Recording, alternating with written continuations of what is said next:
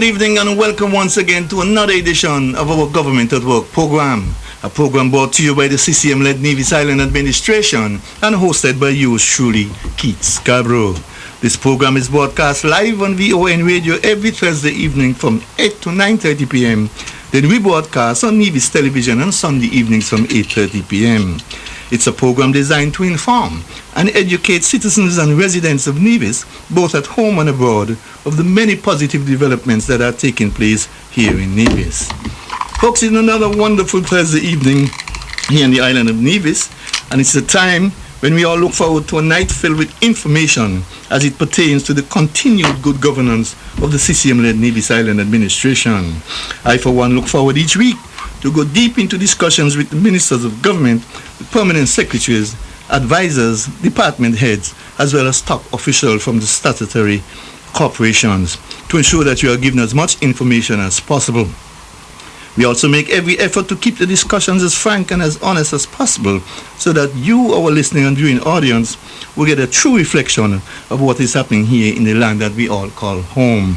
If you miss this live broadcast, this and other Government at Work programs, as well as our Bird's Eye View programs, can be seen on our Facebook page, YouTube, and the NTV web page. I would like to remind all of our Flow Television viewers at this time that our television programming can be seen on channel 103. And for those of you who have digital TV, our television programming can be found on channel 99. So please make sure you log on each and every day of the week for our news package, our informative programs, and of course our entertainment packages. We shall take a short break, and when I return, I shall introduce my guests for this evening program to you. So stay logged on to the powerhouse of the Eastern Caribbean, VON Radio 860 AM. So right, St. Thomas is right, St. James is put together and build your land. Right, St. George's and St. Paul's together with St. John's. This land is enough for all to share. No reason to leave and go nowhere. Foreigners can come here from America and England. There is something mighty sweet about my land. And if the foreigners who live here can insist that he's here they're from, then I swear I'll never leave my native land. One people, one country. Welcome back. Folks, I am pleased to have as my guest this evening, Premier, the Honorable Mark A.G. Brantley. Honorable, good evening and welcome once again to our Government at Work program. Good evening and thank you for having me. It's always a delight to be here and a privilege to engage with the people of Nevis and obviously with yourself as the host, Mr. Scarborough. So thank you for having me. It's a pleasure having you. And as usual, I want to thank you for taking time out of your busy schedule to be with us this evening, because I'm well aware that your plate is full at this time with a number of major developments set to take place here in Nevis shortly. So I'm happy that you are able to be my guest for this evening's program. There's quite a lot for us to get into this evening, so let us get straight into it. Honorable, over the past few weeks, you have been rather busy, working hard in the best interests of all the people of Nevis, both at home and abroad, on matters that could have far-reaching effects in the future.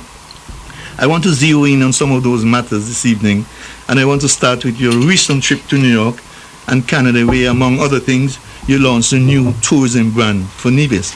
I was made to understand from some of my friends there in New York who attended that launch that it was an excellent launch that was professionally done. Share that whole experience with our listening and viewing audience, as well as the other activities that form part of that trip.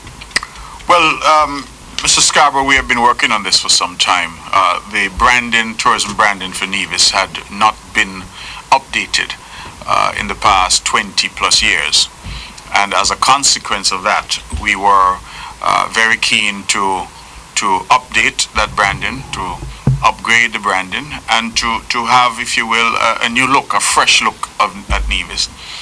We engage an entity called Tambourine in the United States that has been working with us, and interestingly enough was the entity that came up with with Nevis naturally in the first place. So they've been working with us. They're no strangers to St. Kitts and Nevis. They've done work for St. Kitts as well. And we decided to engage them. And they've been working on that. Now, what did we try to do with this campaign? We tried to localize it, meaning that the models, the artists, we use Casey Jeffers, who's now making a very big name for himself in photography in the United States and elsewhere, and is really becoming a global figure in the photography space. And we're very proud of Casey and all that he has done. He has been having exhibitions. He recently had an exhibition in Miami. And so he's doing incredibly well. And we thought, wouldn't it be a good thing to own this tourism product and to have it around our people?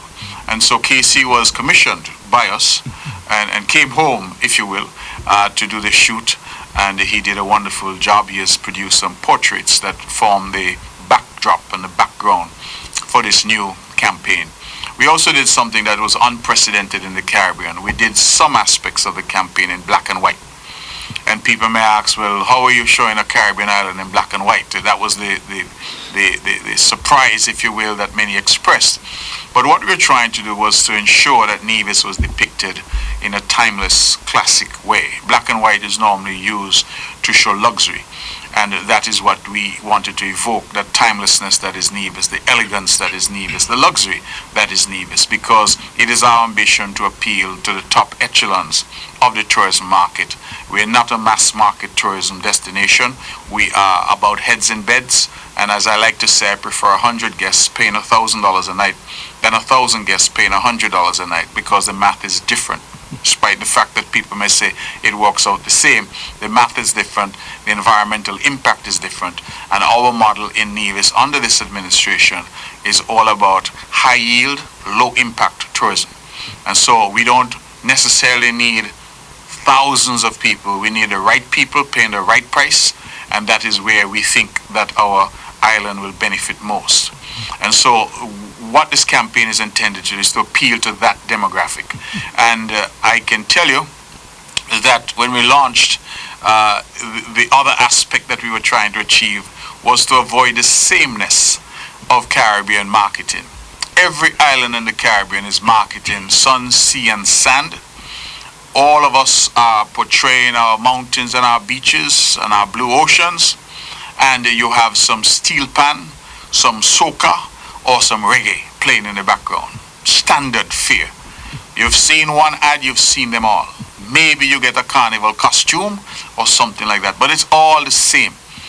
When we launched this thing in New York, it was amazing. The response was electrifying. People had never seen anything like it. In fact, one of the professionals who was there, one of the media professionals, said to me that he anticipates that others will now follow suit. So this was impactful, it was impressive, and it was clearly taking a risk because nobody has ever done it before. But the impact has been profound. And I will tell you that the uptake, the commentary on it, we have got extensive media coverage on this launch thus far. And a lot of that media coverage has been about how different it is. Nevis is a small space. To get attention, to make some noise, if you will, in the marketplace, we have to be different. And that is what we sought to achieve here, and I think we have achieved that. And so we had this event in New York. The event was at the Paley Center. It was in Midtown Manhattan. It was curated by our diversity ambassador, Candy Carter, who, as you know, is a Emmy Award winner, used to produce the Oprah Winfrey Show. And she reached out to clearly contacts she had. And so we ended up with quite a few celebrities, people from the media, people from the movies, people like Julia Hill was there. I think there was a lady there, I can't remember her name, from Real Housewives of Atlanta. We had some broadcast journalists were there, people who were popular on television, etc. So we had quite a few celebrities who were there and who were on the red carpet. And then we had our Nevisians, some came out. We also had, of course, masquerades. They came out to dance. My brother Duggins was there from Cotton Ground and others. And we ended up really having, I think, a wonderful night. They had a beautiful welcome cocktail. There was a mango type of cocktail. And I think everyone everyone was very impressed. The entire area at the Paley Center was branded with Nevis's new branding. We gave away some beautiful bags with some beautiful towels, beach towels, all branded with Nevis. And I'm telling you, the reception was incredible.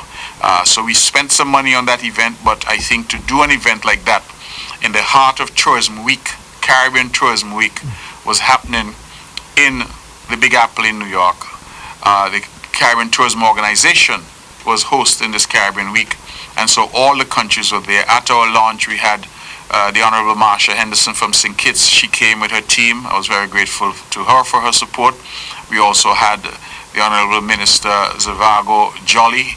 He's the Minister of Tourism from Turks and Caicos. We had my friend from Anguilla.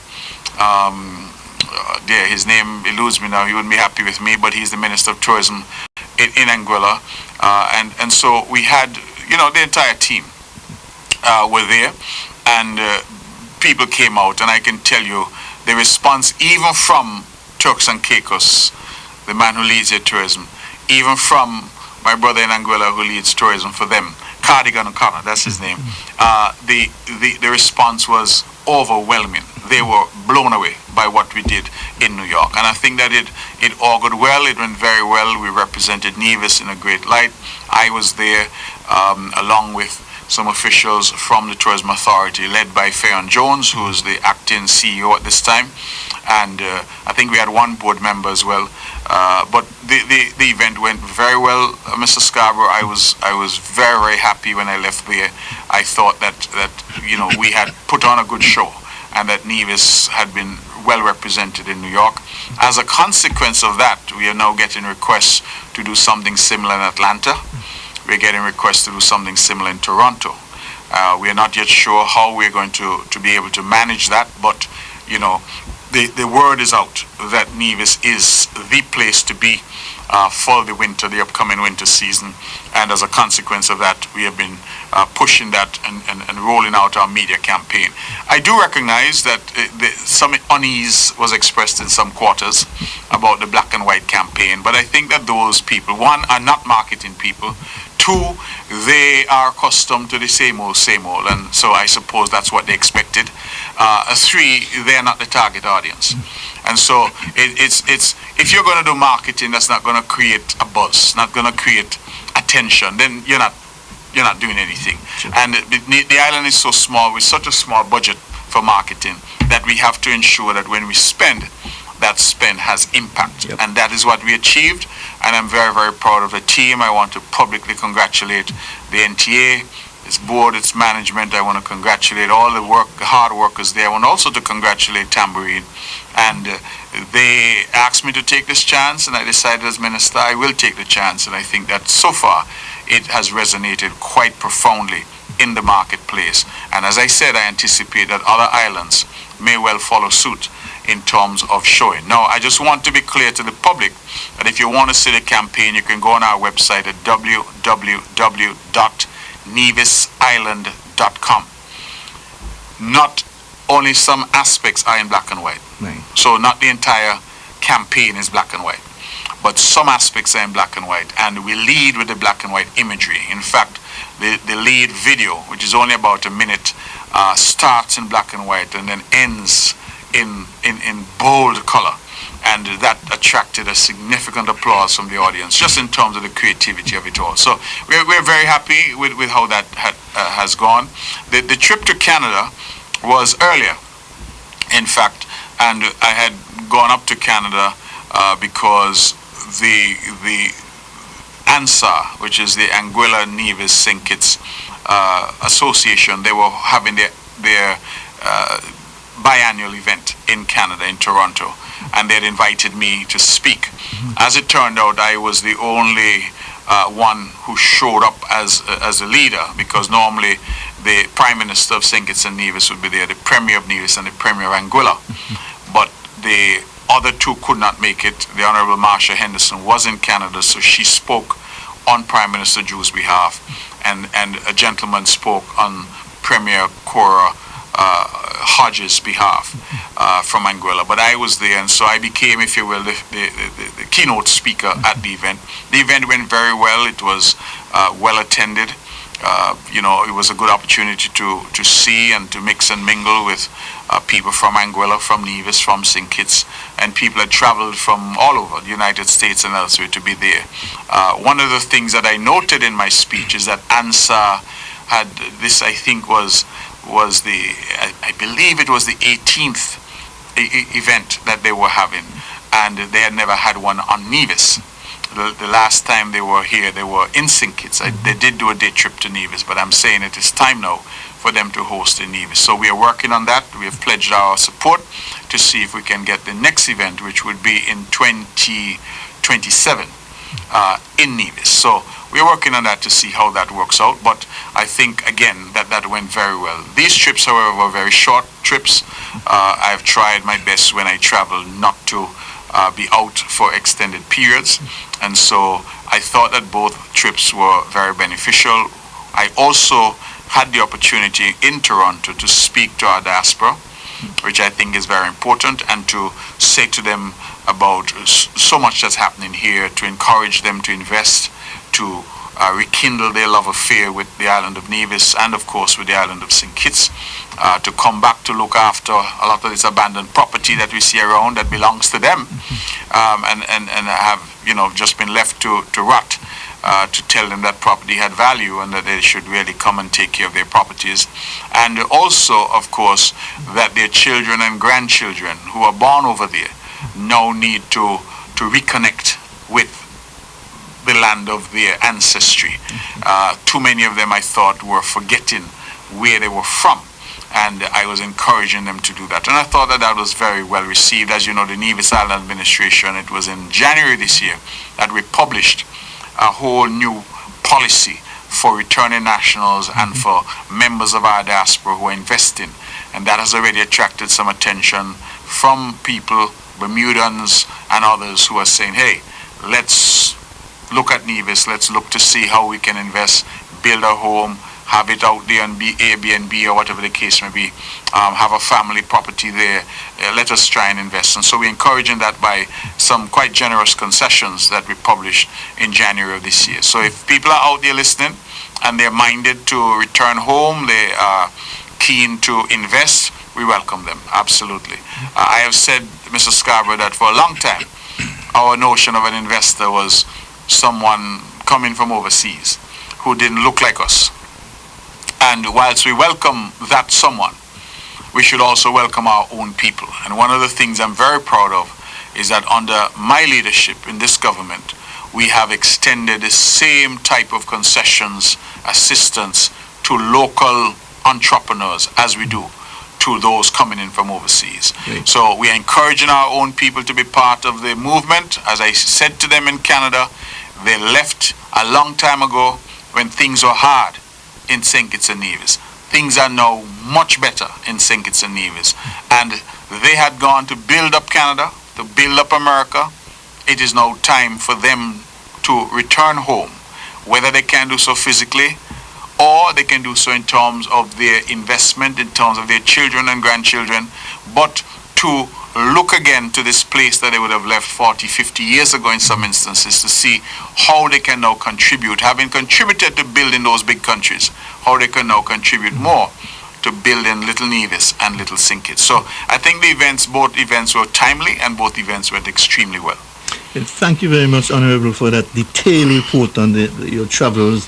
I was extremely pleased to hear about the branding, the new branding of Nevis, and even more pleased to hear you say that it went well. Mm-hmm. I looked at the tape myself and I did love it. I must say I did love it. But however, members of the opposition here in Nevis made a big song and dance about the launch and the new branding in particular, merely for political reasons, of course, clearly missing the significance and the success of the launch. I would like to hear your views on their reaction to what could only be described as another great initiative by your CCM-led Nevis Island Administration.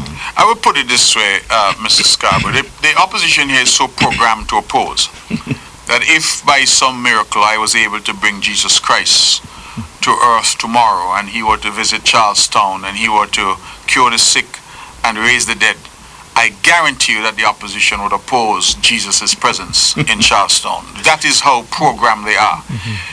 when I look at some of the commentary and I look at who was making the comments, I just sucked my teeth and kept moving.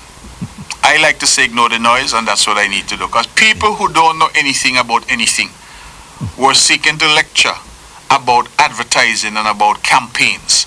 And I just sucked my teeth, as I said, and kept moving. Because, one, they had no clue.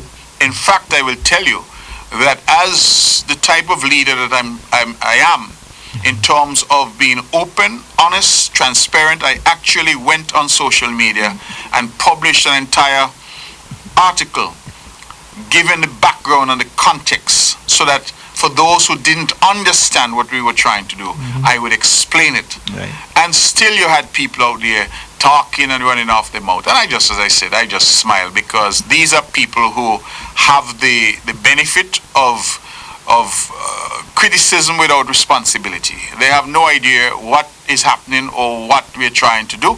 I mean, I know this is not quite on topic, but just to tell you how programmed the opposition is, that we announced that we would be doing some upgrades and improvements at the Vance Amory International Airport. And the leader of NRP took 7 people out there to protest. So even before we have had a chance to have an engagement with the public to share information, they already start to protest. So I asked, what are you protesting? You don't even know yet what we are going to do. True. So if it is that you wait and then you hear and you say, well, I don't agree, that's a different matter. But we just announced we will be trying to upgrade the airport. And when we upgrade the airport, Mr. Scarborough, who's going to benefit? All of Nevis will benefit. Yes. So we said we are going to try to upgrade the airport. Mind, these are the same people who said the airport is dead and nothing is happening. We said, fine, we want to upgrade the facility to ensure that we have more traffic. We have the plan to have a private jet facility, which I'll get to because you asked me about my travels when I was in St. Bart's. I think that's an important conversation. But we did that, and before we could even come and say to the Nevision people, this is the plan, they went and they had a massive 7-person protest over there, standing up in the hot sun, wasting people's time. And, I just say, well, I suppose most of them refuse to find gainful employment, and so notwithstanding the number of jobs in Nevis, they choose not to because their only hope is somehow to get into government, because it appears that only in government some of them can thrive or make a living, because outside government, not even a Freco cat they can open. I see a lady there, they're selling Freco, and I used to love Freco as a child, and I said, man, I wish one of these NRP pontificators could open a little Freco, sell a little thing with a little red syrup and a little green syrup. They could sell all green syrup if they want, but do something. Do something, help the island. I don't mind opposition. I was in opposition. But opposition also has to be about ideas. If it is that all I can do is oppose and cuss and criticize and cuss some more, it really doesn't add anything. So when I heard the hullabaloo about the campaign and the negative comments from people who don't know anything about anything, that's the only way I could say, because they're not experts, they're not marketing people, they could only say whether they like something. Years ago they asked me if I wanted to judge Calypso for Culturama. And I said, not me. And the guy said, what do you mean you don't want to be a judge? I said, but it would be unfair to the Calypsonians, because I don't know anything about music. The only thing I could say is it sound good. And that is not fair to the artists, the creatives who are on stage giving their best. And the person said they understood. Sometimes I think all of us need that level of self-awareness, that we don't know. And when you don't know, you hush your mouth and you try your best to learn. Because this campaign was very well thought out. We took our time with it. And the market response, that's what for me is important. Not what opposition people here say, because them can't even convince themselves. The market response, that is what I'm interested in. And thus far, the media has been overwhelmingly positive. Okay, great. Now, before I leave the New York Inn, I understand that during the trip, there was to be a diaspora investment office opening. Did that take place? That really was a matter for the federal government. Yes, that I was not engaged with that. I'm not sure what they did in that regard, but I do know that Minister Marsha Henderson was there. She had also had diaspora engagement in Toronto earlier, but she was in New York for Caribbean Tourism Week. And Minister Samuel Duggins as well came up because they also launched Carnival up there. But I can't speak specifically to the diaspora office. Thanks. Now, shortly after you returned from your New York trip, you traveled to St. Bart's, where, among other things, you signed off on the Gustavia appeal at the Caribbean committing Nevis to regional cooperation in waste management. Could you shed some further light on that initiative for our listening and viewing audience as well? So I had been invited to St. Bart's sometime prior, I think early this year. And I had gone there and I met with, who's now become a friend, Xavier Lede, who's the president of St. Bart's, the lead of St. Bart's. They call him the president. As a consequence, we have kept in touch. And I was invited to this Caribbean conference. The Caribbean conference is put on by aviation specialists who come together to look at aviation in the region and how we can do more to connect these islands through aviation. And so whilst there, I was invited by the president.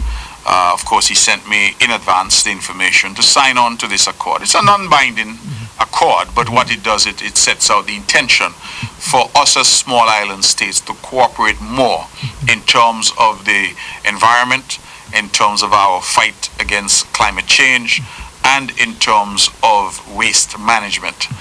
Many people look at these islands, but they don't quite realize that there's a tremendous level of waste that's generated. And because we're an island, and in many cases small islands with limited space, we have real problems in terms of how we deal with that waste. And so some of the ideas are, for example, can we come to an agreement where we ship waste to one of the islands for incineration or for waste to energy? We here in Nevis have tried various things. We, for example, early in my term, we had signed a waste to energy agreement. And the difficulty was that whilst there would be enough waste to start, the developers then said that they would not have enough waste to sustain. So they will have enough waste to start because they will mine the existing landfill and take waste from the existing landfill. But after a month or 2 or 3, after that had been consumed, the question was, were we generating enough waste so that the plant could run? And the answer was no. So this is intended for us to collaborate to look at. So for example, let us say St. Martin were to decide, hey, we're going to have a waste to energy plant here. Nevis, can you send your waste over to us? Anguilla, can you send your waste over to us to use for that purpose? That's the kind of discussion that I think this engenders. So it's intended to be a good faith effort. We have signed on. Most of the smaller islands have also signed on. And the idea really is to create greater cooperation. And we know that we're doing great things here on the island of Nevis already in terms of recycling. We've already successfully shipped 2 40-foot containers of baled plastics off the island. That's an ongoing effort. Through the assistance of the Taiwanese, we've built now a special purpose facility at our landfill to deal with recycling. And the recycling program here has been going quite well. And so we have really been making some strides, and I want to publicly credit the Honorable Janelle Nisbet, because as a young politician and a young member of the cabinet, she has really done an amazing job insofar as waste and waste management is concerned. And so we are waiting to announce some more good news in the context of waste management. I believe we would have just signed off on an agreement for someone to come in to help us clean up the island. And so the idea really is to get a lot of that stubborn waste, I would call it, our tires, our plastics, our abandoned cars and metals, get them off the island. And since they have value to some persons, we say, listen, come and take them, go with them, because it helps us to keep the island clean. And so that's what we're doing, and we hope that we'll get the buy-in from the community in moving and removing a lot of these waste cars and abandoned cars and abandoned, white goods, as they call them, fridges and stoves and that kind of thing. So we are quite ambitious in what we're doing here on the island, and that my signature there was an indication that we are at one with our Caribbean brothers and sisters in that regard.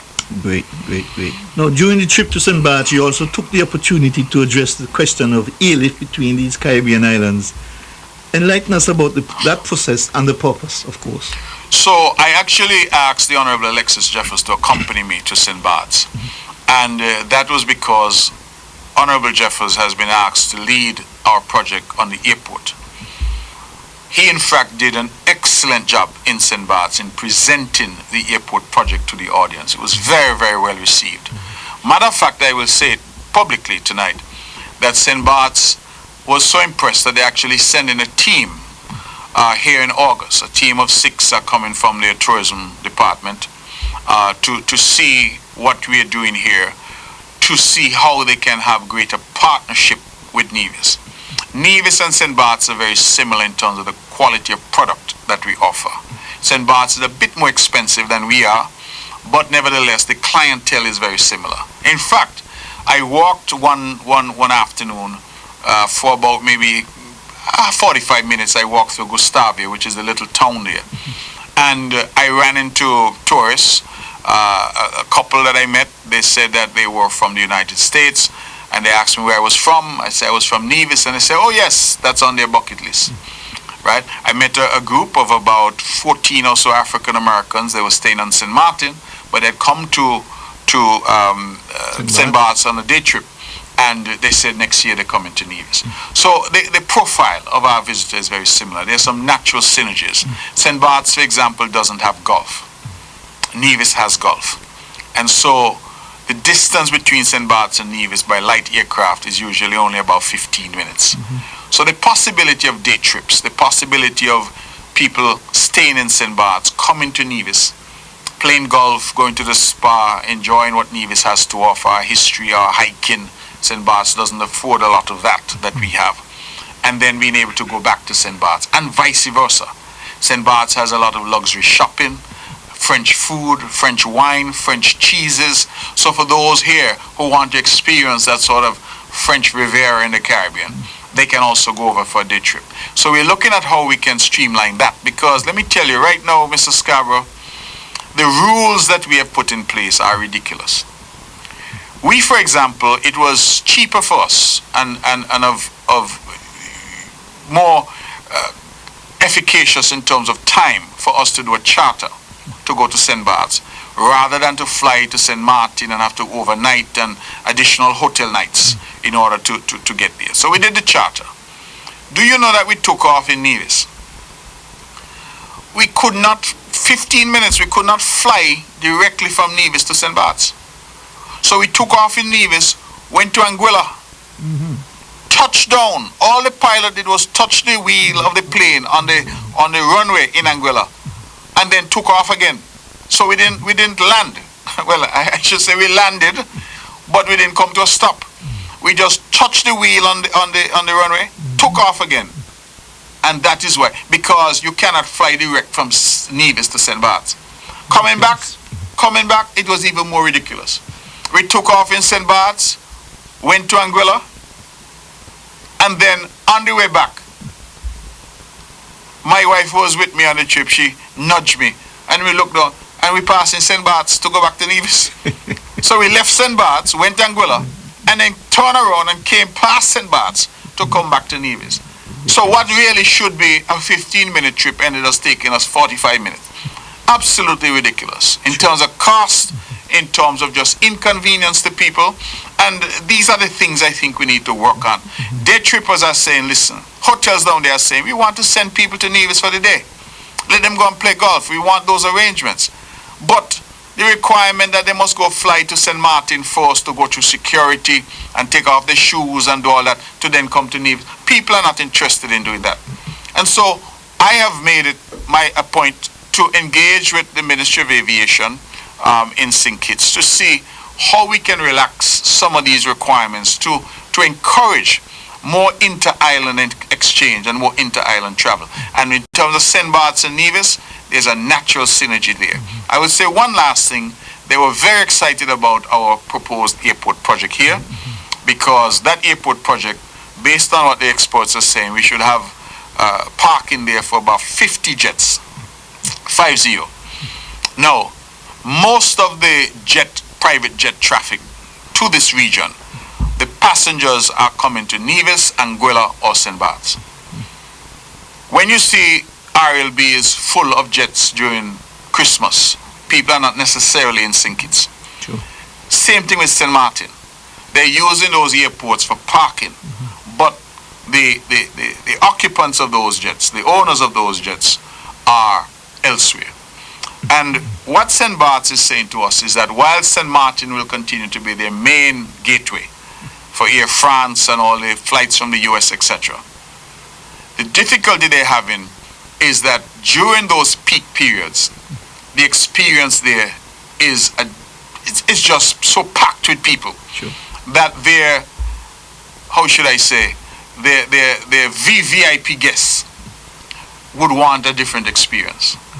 So Nevis now can become for them the ideal hub for their private jet traffic. And so we are already looking at seeing how we can work out arrangements, because it means that the private jet passenger who's going to St. Bart's can land and park in Nevis, 15 minutes over to St. Bart's, and enjoy their holiday. Sure.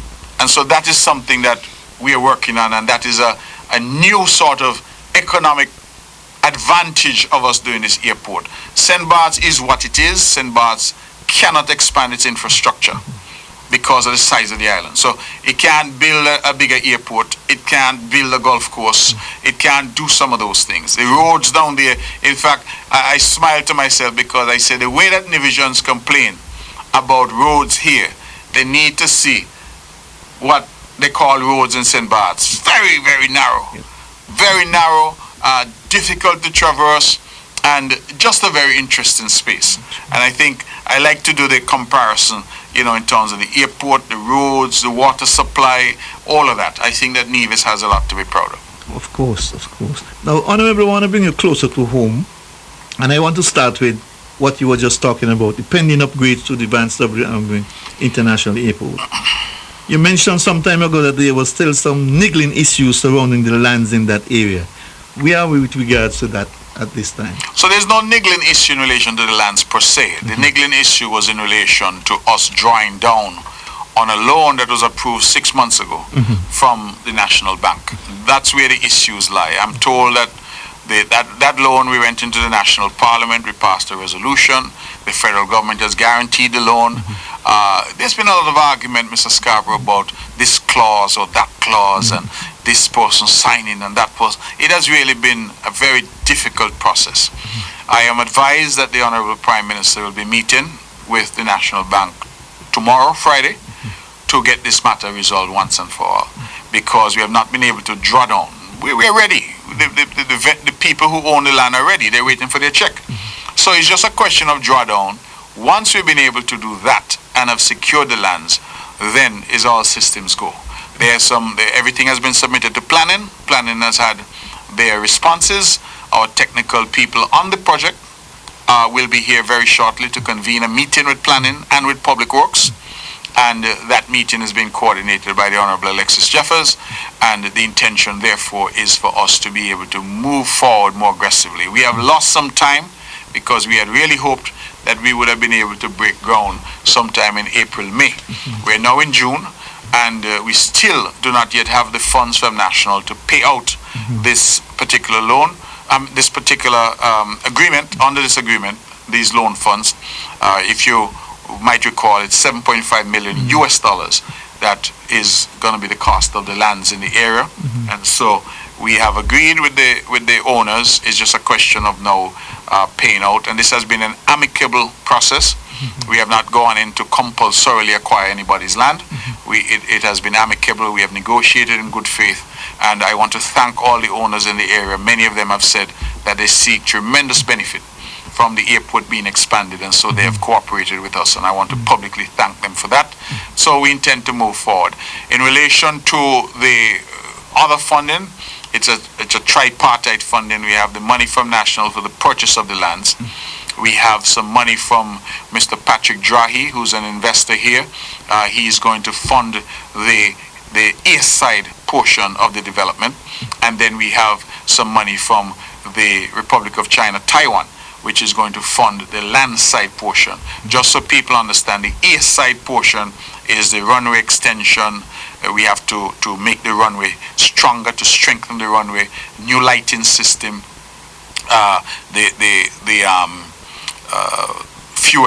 fueling and the fuel system, fuel farm, that's what it's called, upgrades to the safety and security over there, the parking area, etc., the fencing of the entire compound.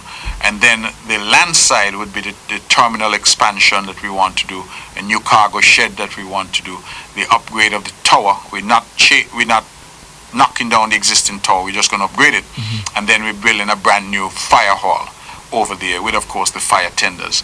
And some people say, well, you know, the project is costed at just over $40 million US. So it's a major project for Nevis. Yes. Major cost. People say, why does it cost that much? I just want to explain to the public that just one of the fire tenders, and we need two, just one of those is costing us about $750,000 US. Wow. So it's a significant expenditure that we're talking about in terms of getting this done and getting this done to international standards. At when it's done, we should have just over 6,000 feet of runway, and that will allow us to take all the private jets currently in use that we're aware of, and it will allow us to take our target aircraft, which is the Embraer 175, and that Embraer 175 it has a capacity to take roughly about 80 passengers. The American Airlines is currently using that model aircraft from Miami to Anguilla, and they're doing 2 flights a day to Anguilla on some days with that model aircraft. And so we feel that that's a good model for us, a good number of individuals to come. And as I've repeatedly said, we're not competing with RLB, we are complementing what's happening at RLB, because the wide-body jets will still go into RLB. If you're going to London and flying British Airways, if you're going to New York or farther afield and you're flying the wide-body jets, you still go to RLB. But for us, the private jets, the regional jets, and of course, we are hoping to attract the regional traffic. Just to finish that off, also in St. Bart's were the people, the CEO of Winair, and we had Air St. Martin there as well.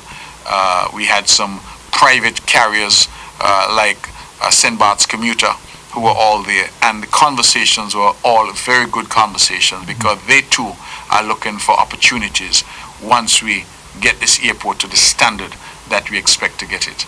And so we are very optimistic that we will get this done. They were also very pleased to hear about our FBO, fixed base operations, that we intend to build there, and that again is a private sector investor that has come forward. And so we anticipate that this will be a game changer for the island of Nevis, and yet be consistent with what we're seeking to do, which is to appeal to the higher end of the tourism market. Great, sounds good. Now, the expectation was that by 2026 the upgrades would have been completed. Is that timeline still in place, or? Well, it really depends on when we can start, because the advisors that we have, the technocrats, are saying that it will take about 18 months. When people tell me 18 months, I say 24, right? Just to be on the safe side. So I think we are now in the middle of 2025. I would think realistically we'll be talking about early 2027. That's my realistic assumption. But the funding is always what is most critical to get projects done. And once the funding is in place, everything else falls in place. So once we can deal with planning and planning's concerns, because obviously we do things by the book, get that done, we have everything lined up, we're ready to go. Incidentally, I would have spoken to Mr. Drahi. As you know, Israel is at war currently with Iran, so I would have reached out to him, and he has indicated that he is very anxious to start this project, and so he is willing to go. The question is, when can we just get to the point where we can acquire the lands? If we can acquire those lands tomorrow, Mr. Scarborough, pay the good people over there for their lands, then I think that you'll see immediate movement to clear and secure the site and get going. Great, great. Folks, you're listening to Government at Work. My guest this evening is the Honorable Mark A.G. Brantley. We shall take a short break, and when I return, we shall continue with our discussions here on Government at Work. So right, St. Thomas is right, St. James is put together and build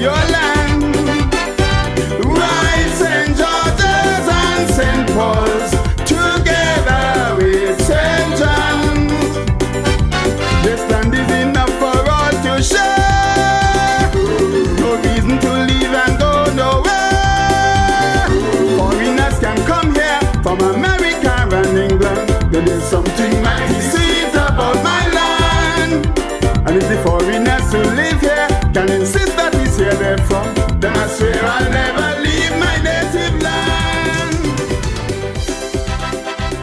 One people, one country. Welcome back. Honorable, I want to move now to another major initiative that could change the whole landscape of St. Kitts and Nevis, but more particularly Nevis, and that is the much talk about development of geothermal energy. I want to start with the bidding process, which according to reports is scheduled to be completed by the end of June. Where are we with regards to that? Well, we're optimistic, Mr. Scarborough, that we have now the end game in sight. I say that because the bids were originally to be open in February of this year. We had some difficulty with the form of bid document, and we had some difficulty because we had only secured $17 million from the Caribbean Development Bank. These wells, and we intend to do 5 wells, 3 production and 2 re-injection wells. These wells are averaging about $5 million each.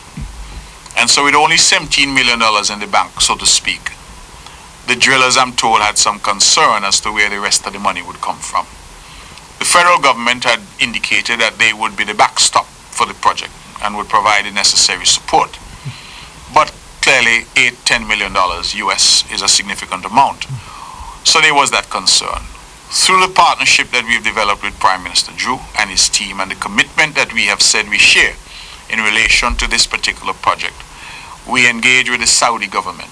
In fact, when Prime Minister Drew traveled to Riyadh in Saudi Arabia, he asked me to send a representative, and I sent my permanent secretary, Wakely Daniel. Mr. Daniel reported to me that when the geothermal project came up as an agenda item, the Prime Minister actually gave him the honor of presenting the project to the Saudi government. That resulted in a $20 million soft loan from the Saudi Fund for Development. And so that now brings the tally to $37 million that we have committed to this project. What that means is that the drilling phase is paid for, satisfied. So that would have solved one of the problems and bring some comfort to drillers.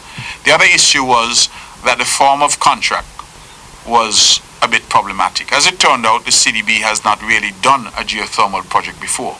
This is the first. And so the CDB had some established forms of contract. The drillers were saying it may not be entirely suitable for geothermal. So there was a lot of time back and forth. They had over 100 questions, the various drillers. And so time slipped, and we were forced to extend. We extended initially to May and said, well, that wouldn't be the new deadline. But then what happened is that St. Kitts Nevis were hosting a significant conference, the Small Island Sustainable State Conference. And in that conference, Nevis had an entire day dedicated to geothermal on Nevis, and then a youth forum on Nevis as well. And also, not a youth forum, forgive me, the second day was committed to financing. How do small island states achieve financing? So these are the 2 aspects that we had here on Nevis, but the Federation had, and this was a massive conference. I spoke at the opening in St. Kitts. It was truly an incredible affair. So what happened was a few of the major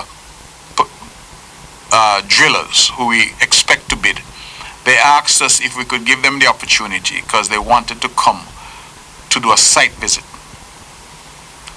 But they wanted to come around the same time as the conference, so they'll attend the conference and do the site visit. So we again relented and extended, and I indicated this is the final extension to the end of June. So we are hopeful that come the end of this month, we would have bids submitted. It will take us perhaps 2 weeks or more to evaluate those bids, to decide on a driller. And then once the mobilization occurs, we expect that drilling will be for about a 6-month period.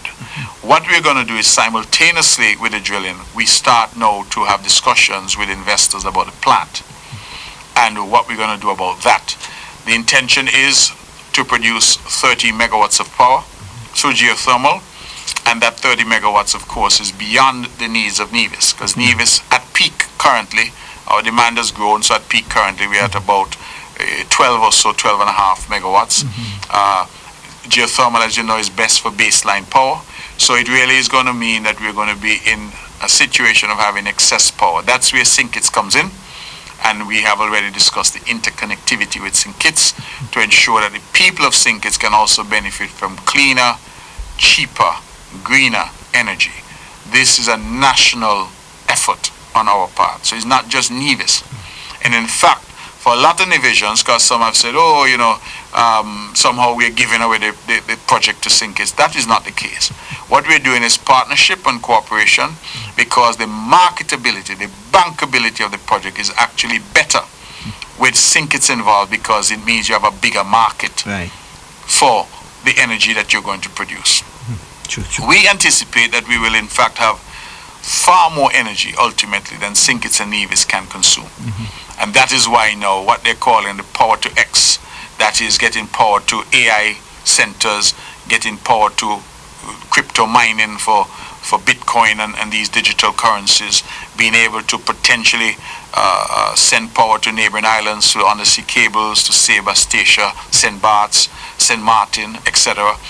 The possibility of green ammonia, green hydrogen, all of those are new industries that can come from us being in that position. And what makes Nevis unique is that the scientists have said that we have far more capacity for geothermal power than we could ever imagine that we can consume. So that being the case, we have excess power, and that excess power now will power new industries, new developments on the island, and of course new opportunities. And so that is what we are looking at this stage. So I am very optimistic.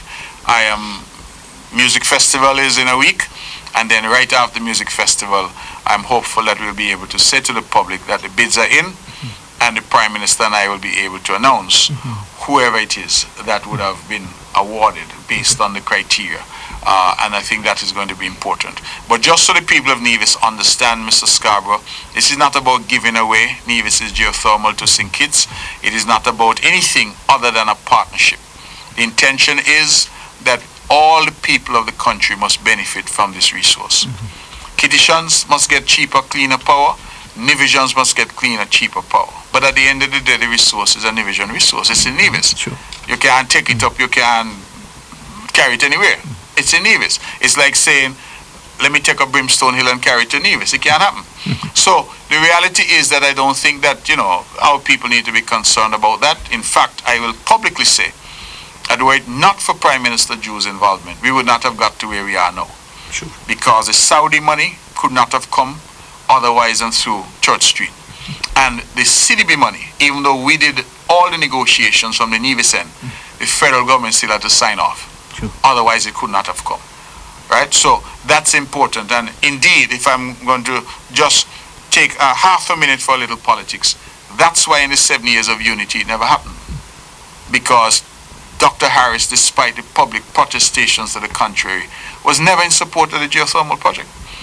And if the man sitting down in Bastille as the Prime Minister is not supportive, you have then a block, because you can't access CDB, you can't access any foreign government, you can't get financing from, Green Climate Fund, you can't access any of these because Nevis doesn't have the standing. Right. So Nevis can negotiate, but when it come down to signing on the bottom line, they're going to ask you to have the federal government. Yes. And so if the person down there is hostile, the person down there it doesn't want the project, then the project is not going to happen. And that was the dilemma that we faced for the 7 years that we sat in government. And so that is now at an end. We have moved past that, and we are moving forward now and trying to bring this project to fruition. Great. Now, let me ask you this. How soon after the bidding, the winner has been announced in terms of the bidding, does the drilling start? Well, that would depend on mobilization. That's a difficult question to answer, because what I've been told is that it depends on where the drill rig is coming from. So, for example, if the company that wins the bid has a drill rig in the region somewhere, then it's far easier. But if they have to bring a drill rig, say, from Turkey or from one of those far distant countries, then it makes it more difficult. So a lot will depend on the bidder that's successful, and then where that bidder has assets in terms of the drill rig. I'm told the drill rig, just to mobilize the drill rig, is over $1 million. Wow. So just to give you an idea that you're dealing with because remember, they're drilling, I think in some cases up to 2,000, 2,500 feet into the Earth's surface. Yes. So these are long distances into the Earth's crust, essentially, in order to be able to achieve the geothermal ambitions of the island and of the country. Okay. Now, it is said that, and you mentioned it a little, another 35 million US dollars will be needed for the construction of the geothermal plant and the distribution lines, etc. Is there any progress being made with the sourcing of those additional funds? Yes, we have already started, but remember that one of the things that we try to do with this project is to cut it in phases. Because initially we were looking at an entire project, and so we were looking at funding $70 million or something like that. So we said, all right, let's try to cut it in phases. Let's deal with the drilling phase. In fact, the drilling phase is the most risky phase. This is a type of project that the risk is front-loaded. Once you've done the drilling, the resource is there, the rest becomes a lot easier.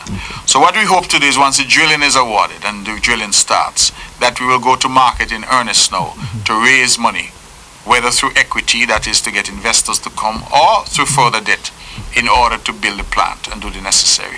What I will say to you, Mr. Scarborough, is that I am very pleased that the Green Climate Fund, which has somewhere in the region of 15 billion US dollars at its disposal, that the Director General, the person in charge of the Green Climate Fund, Amalfa Duarte, I think her name is. Mafalda Duarte, forgive me, Mafalda Duarte, originally from Portugal. That Mafalda Duarte traveled all the way from South Korea, where the fund is based, to come here to Nevis to see this project for herself. When I had the opportunity to speak with her in a bilateral, I asked her why. And she said that because of all the projects that GCF is doing, the Green Climate Fund is doing, this is the most transformative. That they see that this will be the project that grabs headlines around the world. Because whereas other projects are talking about a mix, so their needs are 1,000 megawatts of power, geothermal is going to give them 100 megawatts. Nevis is talking about 100% of our power being generated by renewables, which will make us the greenest place in the world. And so that is the ambition, and they see that if they can be a part of that, that they can then go to their stakeholders and say, hey, this is a type of transformation that GCF is involved with. So she has already said to us that they will commit additional funding beyond, because remember, the 17 million from the CDB has some GCF money in it already. It has some IDB money in it, and it has some CDB money in it. So she's now saying that she will prepare to commit additional funding. And I believe the amount that I saw was somewhere like 37 million US dollars. So we may well already be very close to the finish line insofar as that first phase is concerned.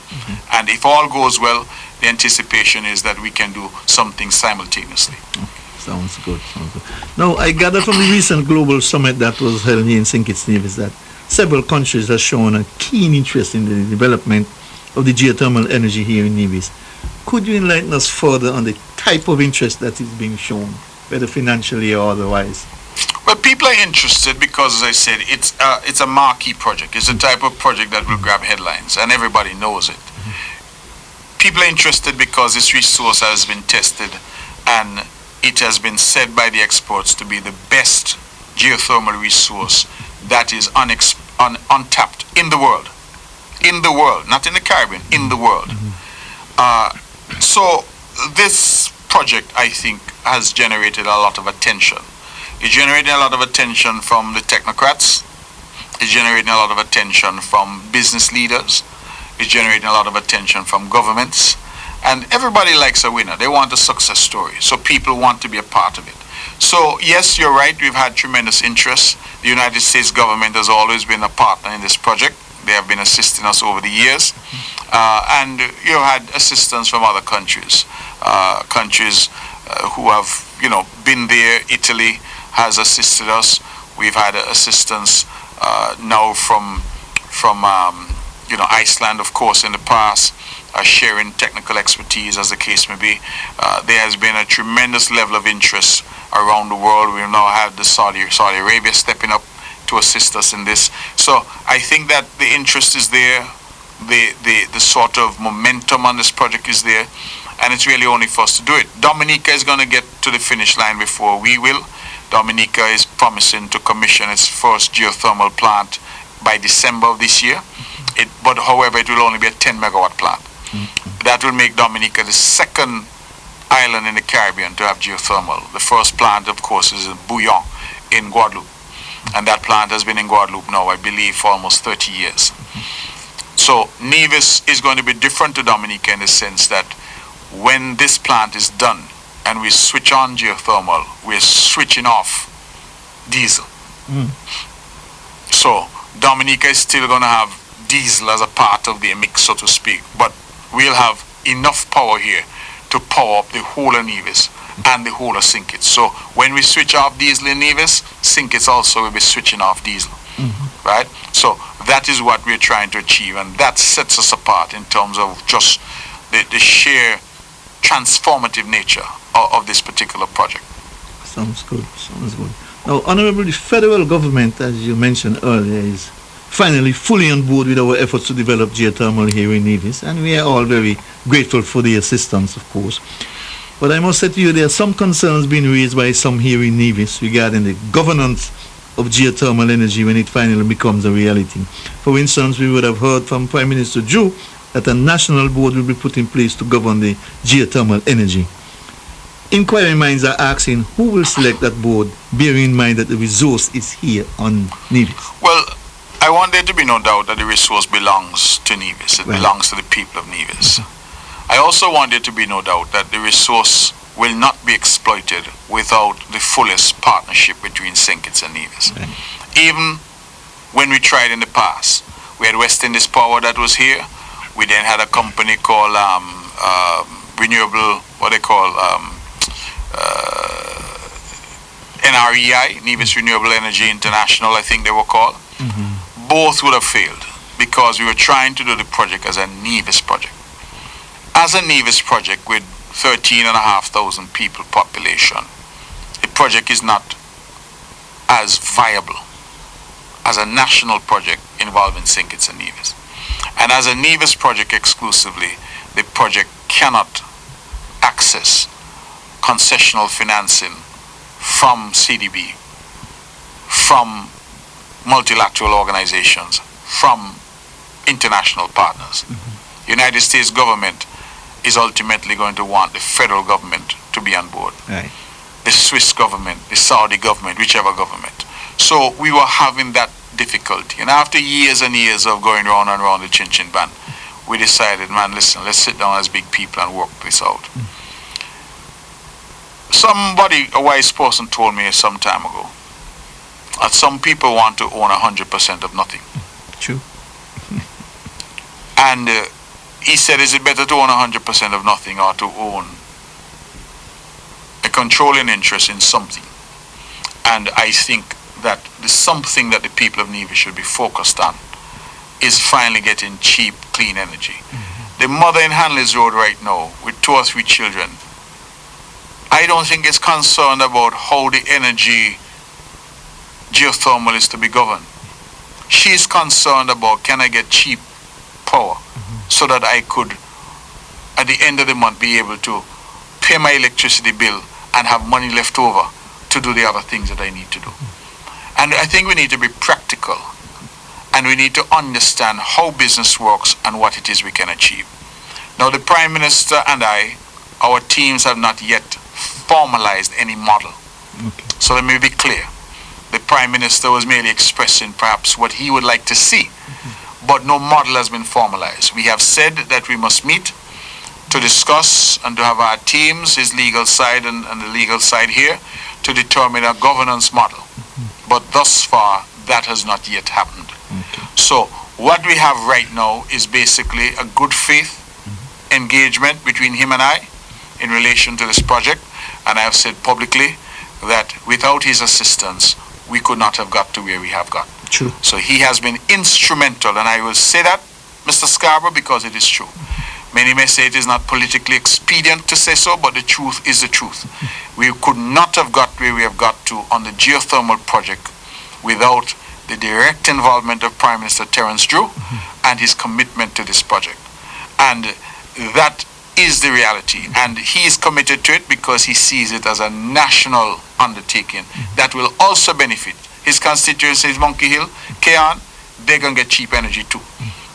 So when I talk about that mother of three, that mother of four in Handley's Road, I'm also talking about the mother of three and the mother of four in Spooners, up there in Monkey Hill, somewhere else in Keon in Sandy Point, because the people of the Federation will be the beneficiaries. So I see this as win-win, and I'm prepared to stand up and defend the approach, because, as I said, we would be here for another 20 years, fighting against each other and paying extortionate amounts for electricity.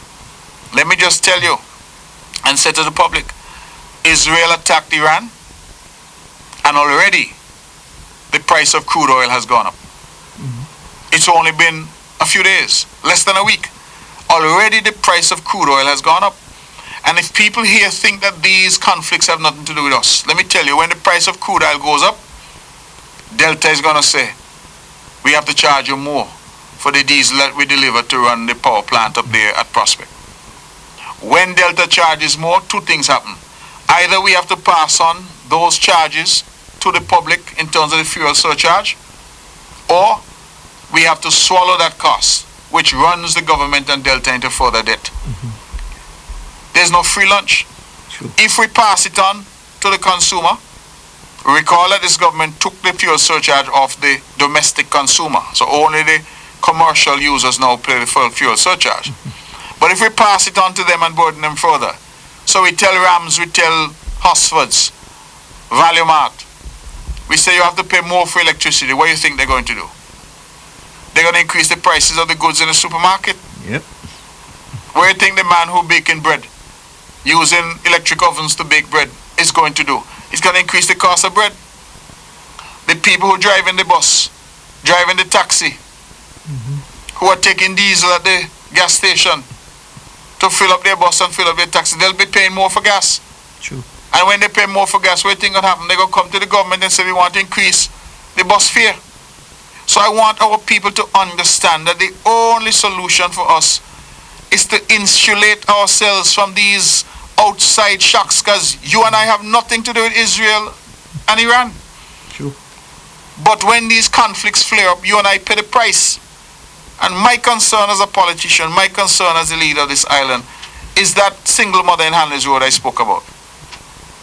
Is that person who's making minimum wage and having difficulty making ends meet. My job is to try to make their life easier. And the only way I can do that is to try to insulate Nevis, and by extension St. Kitts, through this project, from that foolishness that's happening around the world. Sure. We now have a world where Russia is at war. Russia is a major oil producer. Iran is at war, a major oil producer. Venezuela has embargo and restrictions on their oil. Three of the large oil producers of the world, their supply is being restricted. That's going to lead to serious cost of living hikes for our people if it's not dealt with and dealt with effectively. The best thing that could happen for us right now is for there to be a ceasefire in Ukraine and a ceasefire in Iran. Because if this thing continues, we down here in Little Nevis, we in Jessop's and Cotton Ground and Handley's Road and Brownhill, going to pay a price for something that we have absolutely nothing to do with and no control over. True. I want to bring another concern to you, Honorable, and the reason I'm bringing these concerns, because I know you'll probably get them sometime down the road from somebody else. I want to bring it to your attention. And that the concern has been raised that Prime Minister Joe Gain is seeking to introduce a sovereign wealth fund, which I understand is to include revenues from the development of geothermal energy here in Nevis. The concern that has been raised is how do we ensure that we collect our fair share from our geothermal resource, especially in light of the fact that we are currently struggling to get even 10% from the CBI monies that is being collected on behalf of St. Kitts and Nevis. So I'm not aware of any sovereign wealth fund that involves anything to do with geothermal. So I'm not sure where that is coming from. That has certainly not been raised with me, nor with my administration. So if that is out there, I'm not sure where that is coming from. But that has never been put to me or my administration about the geothermal proceeds, whatever those geothermal proceeds may be. The Sovereign Wealth Fund has been raised in the context of the citizenship by investment, because that has been, in fact, suggested by the IMF now for some time. And we are yet to see what that might look like, what the framework of that would look like. So I can't comment further on that because that is not something that certainly has been said to me or has been discussed with me in any way, shape or form. Okay, good. Now, one last question on that geothermal thing. We are getting loans from different countries through the federal government, of course, but who will ultimately be responsible for the payment of those loans that have been given for the development of the geothermal resource here in Nevis? The federal government or the NIA? So the short answer will be the project. We hope that we will be able to repay those amounts through the project. But at the end of the day, the federal government is the backstop. And that is why, as I said, we could not do it without the federal government. Okay. Because even though the NIA might be the borrower, the federal government is ultimately the entity that is responsible by way of guarantee. And in the case of the Saudi arrangement, the federal government is actually the borrower. So, these are the considerations that we have to take into account when we talk about the extent to which the federal government would benefit from geothermal, because they definitely will be required to carry some of the burden. But the intention is, it's no different, Mr. Scarborough, than if you were to borrow money to start a business. So if Keith Scarborough went to Republic Bank tomorrow and borrowed $1 million to start a business, Keith Scarborough is responsible for the repayment. But what you're hoping is that the revenue from the business would be what you use to do that repayment. So we anticipate that geothermal, for all the various uses of that power, that it will generate significant revenue flows. And that's what we anticipate would be used to pay back, of course, over time, because the Saudi commitment that I saw is a 5-year moratorium, and then I think the loan is repayable over 30 or 40 years or something like that. So these are long-term commitments, but of course you can accelerate payments if you're in a position to do so. So the project will ultimately be the source of revenue for repayment of these loan funds, and then we are hopeful, of course, that along the line we may also be able to access some portion of grant funding, which is what we have said to the Green Climate Fund, that yes, if you can give us some loans, yes, on good terms, but also if you can throw in, some grants as well, that all of this as a mix, financing mix that will allow us to get to the promised land. Okay, great. Now, you mentioned the CBI sharing a while ago. Speaking of the CBI sharing, the report that was requested by the federal government regarding the issue of fair share has been in the hands of both administrations now for some time. Both administration has been studying the document. Any idea when the general public will get an insight into its contents? I can't say, because we would want to finish our internal review and our internal discussions before we go public. We have had the document in Nevis now, I would say probably about 2 months, going on 2 months, 6 weeks, 2 months. So really it's time for us to deal with it. The cabinet has had some difficulties because, as you pointed out, I have been traveling. Other colleagues have also been traveling. But this is a matter of priority for us. It is an important matter to us. We have looked at the report. I must tell you, Mr. Scarborough, that the report, in my view, did not tell us anything that we didn't already know. The report, in my view, and I've said so before, that we had people here competent enough to look at the math and work out a formula. So the report, I can say, gave us various scenarios and various options, and that is what we will need to look at. So we need to conclude our position here. I would anticipate that we can do that maybe by no later than, I would say, early next month, and then we would need to convene the joint cabinet to have a discussion to determine how we are going to move forward with that issue of fair share. I should also say that the issue is wider than just CBI.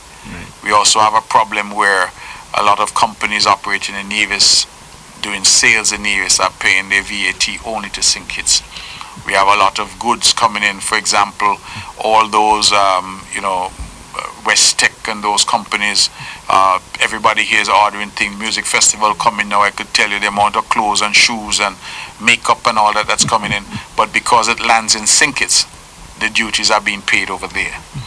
And the people of Nevis are not getting the benefit of that. So there are a number of issues that are there to be resolved, just to ensure that we have greater equity and that the Nevis economy, which by any stretch, even the worst critics would say that the Nevis economy has been growing significantly, but that the NIA can benefit from that growth through additional revenue, through additional taxes, because that's the hope.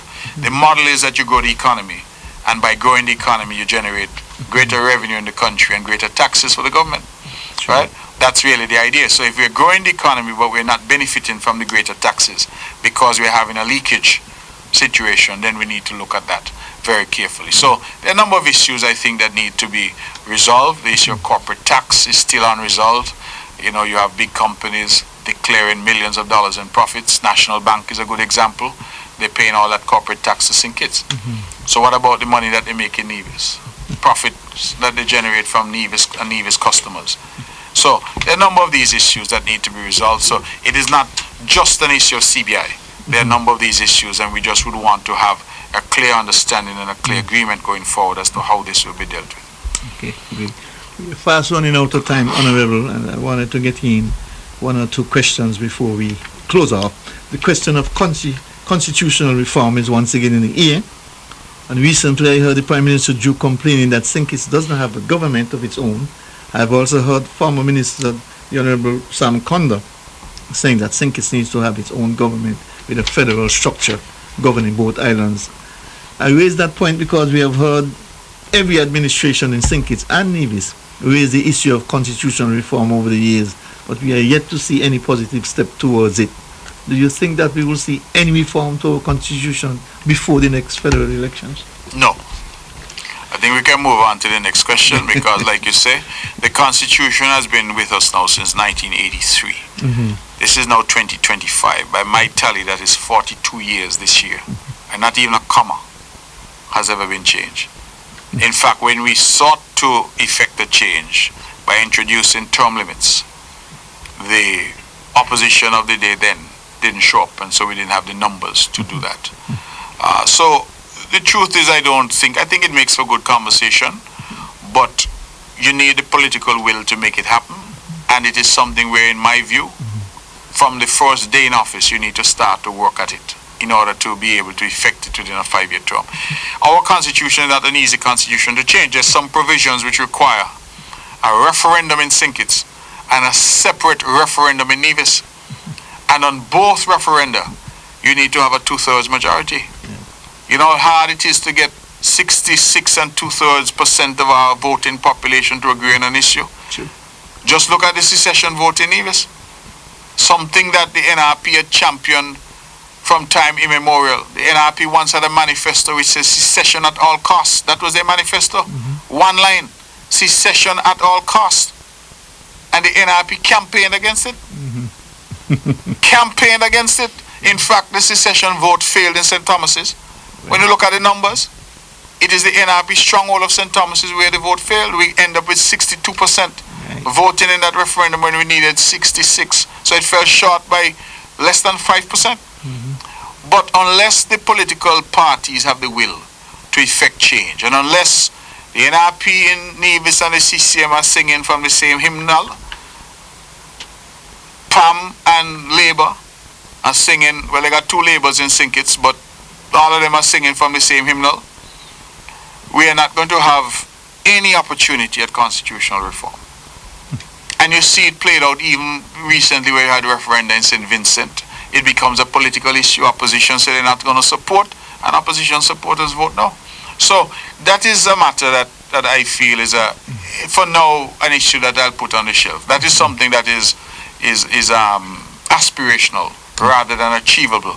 Certainly in the 2.5 years that this federal government has left in its term, I don't see it happening. Okay. Now, you have said on several occasions that there's some changes that can be done without constitutional reform, and I agree. But we are yet to see any effort being made for those changes to happen. Why do you think that is? Because I don't think there's the will. I really genuinely do not think there's a will. I think it's a good talking point. You know, if you ask me, I said, oh yes, you know, I think we could change this, we could change that. The last go around with Team Unity, for example, suggested to me that there was a desperate need for a change. We had one man with one seat fire 6 elected members of the parliament. 6 elected members were out the door, and one man inside with 2 others. In fact, the 6 plus the 2 that Labour had, you had 8 elected members in the opposition and a government comprising 3 people. 1, 2, 3. How in this God green or anything like that could make sense? And you have a situation where the Prime Minister of the day, Dr. Harris, only became Prime Minister because he had the support of the 6. When the 6 withdrew their support and said, we no longer support you, we want somebody new, the Governor General responded by taking the advice of the 1 to fire the 6. And then the 1 had no the ability to say, you're going to dissolve Parliament, you're going to do this, you're going to do that. It makes a mockery of democracy. True. Because it means that the vast majority, 8 out of 11, were outside in the yard looking in. And you had, when I look at I saw a photo the other day and I just burst out laughing. You had a government comprising of Timothy Harris, Prime Minister, Akila Byron, Eugene Hamilton, that's the 3 elected. You had Juicy Byron, Wendy Phipps, and you had the Cabinet Secretary. Right? And you got 8 elected representatives of the people out there. And that could make sense constitutionally. It's a mockery. So these are things which to my mind need to be fixed. But again, I say, I believe that that's just a talking point for now. I don't really see that there's any appetite to deal with it. Okay. And finally, Honorable, the matter of boundary change is once again becoming a talking point as we approach yet another federal elections. Do you foresee any changes to the boundaries taking place before the next general election? That's possible in terms of the timing. I have not yet, however, seen any report.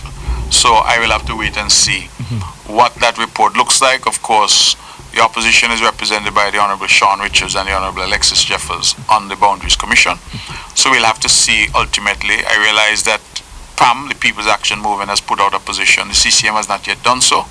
But again, we'll have to wait and see what happens there. But at least I think that there is sufficient time, if they're so minded, to change boundaries in that regard. I think I can publicly say that my preference, and I'm speaking for myself, because the party has not yet formulated a view, but my preference as an individual would be to increase the number of seats. Right? I feel that the country now, the complexity of running this country, 11 seats, and in some instances, as in this government, you have a majority of 1, so you only have 6 seats in government, that it makes it too difficult. I am a firm believer that there's some ministries, Ministry of Health, Ministry of Education, which too should be standalone ministries. They're so important to our development. Ministry of Agriculture, that, to have a man in charge of health, agriculture, 10 different things. Sometimes when people read in my portfolio, I feel embarrassed, because I'm saying, how is it possible for one person to hold all those hats? But it's not as if I could give up to any of the colleagues, because all the colleagues are in a similar situation. Right. We need more people to manage more effectively, and I feel that the number of constituencies should be increased. Nevis, in my view, should have, instead of 3, at least 5 federal seats. St. Kitts should move, I think, from 8 to 10. Nevis, by the Constitution, must always have no less than 1/3. So if they move from 8 to 10, we move from 3 to 5. That's 15. I think that it's useful to have an odd number, so you're always going to have a majority. Because if not, you could have deadlock where 2 sides have, the same number of seats. But I favor increasing the number of seats rather than just tinkering with the boundaries themselves. Okay, great. Well, Honorable, I want to thank you very much for taking time out of your busy schedule to be with us this evening. And I want to give you the remaining minutes to speak a little on the Mango Fest that is coming up, and of course Culturama that is coming up, because I figure you won't be back until Culturama is finished. Good. So use your time to speak of them. Well, thank you very much. We only have a few minutes left, but the Mango Fest is well and truly on. It's in its 11th edition. Last night we spent some time right here on One Radio talking about the Mango Fest, talking about all the great things that's going to happen. It's from July 3rd to July 6th. There are a number of events. In fact, I'm told that a lot of the early events already sold out. But the The grand finale, of course, that everybody looks forward to is a Sunday event at the MGR Park.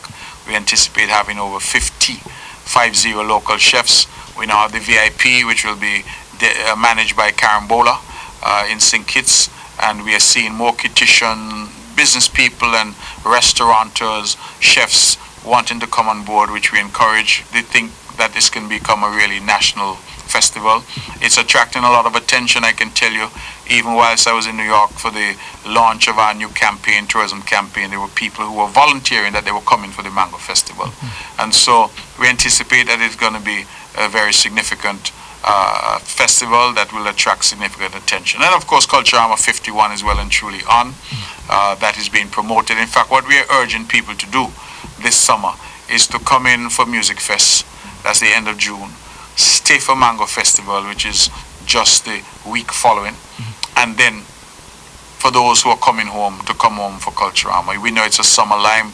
It's something that's going to attract the usual attention regionally and internationally. A lot of our people in the diaspora tend to come home for Culturama, so we encourage them to come home and be with us. A lot of people came home last year. They had a wonderful time, and we encourage them to come back and be here for Culturama 51. So we're looking forward to a great celebration.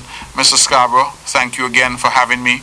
I really appreciate this opportunity to speak with you, but more importantly, to speak to the people of Nevis whom I serve. So I'm very grateful, and I say thank you for this effort, and thank you for the opportunity. And thank you very much, Honorable, for being our guest this evening. Folks, we have come to the end of another edition of our Government at Work program. Join us again next week when we shall do it all over again. Do enjoy the rest of the evening's programming. Then have a pleasant night's rest. Good night.